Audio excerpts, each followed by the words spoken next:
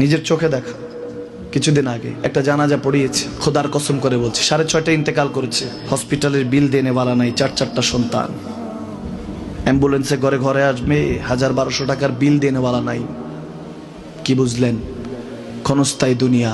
মুমিনের কম থাকলেও আমি বলি, কেউ যদি এসে বলে হুজুর একটু দোয়া করেন, খুব পেরেশানিতে আছি, আমি তার হাত চুমু খেয়ে বলি তোমাকে মোবারকবাদ, আল্লাহ তোমাকে ভালোবাসে। পেরেশানি তো মালিক দেয়, এই জন্য এটা রহমত মুমিনের জন্য। পেরেশানি দেয় যখন ফেরেশতারা বলে আল্লাহ চাইতেছে চাইতেছে, টাকা পয়সা চাইতেছে, বলে এটা কি? বলে ফাসেক, দে বিদায় কর, বিদায় কর। তার চাওয়া আছে, বিরক্ত লাগে, বিদায় কর, কি লাগে দে।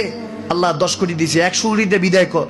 মুমিন যখন চাইতে থাকে আল্লাহ আমাকে কিছু লাগবে, যখন একটু করে চায় আমার মাটাকে সুস্থ করে দাও, বাবাটাকে আল্লাহ আমার স্ত্রীকে, আমার আমাকে একটু তৌফিক দাও, চাইতে থাকে মুমিন। আল্লাহ বলে যখন ফেরেশতারা দেখে মুমিন চাচ্ছে, দেরি করতে পারে না, তাড়াতাড়ি খাজানা নিয়ে দিতে নেবে, আল্লাহ বলে রাখোস না, এত তাড়াহুড়া কিসে? তার চাওয়ার মধ্যে তো প্রেম আছে, একটু চাইতে দেস না।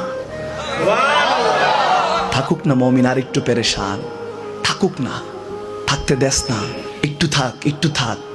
পেরেশানিতে রেখে আল্লাহ মজা নেয়, মহব্বত নেয়, মুমিনের অন্তর থেকে খুশবু নেয়।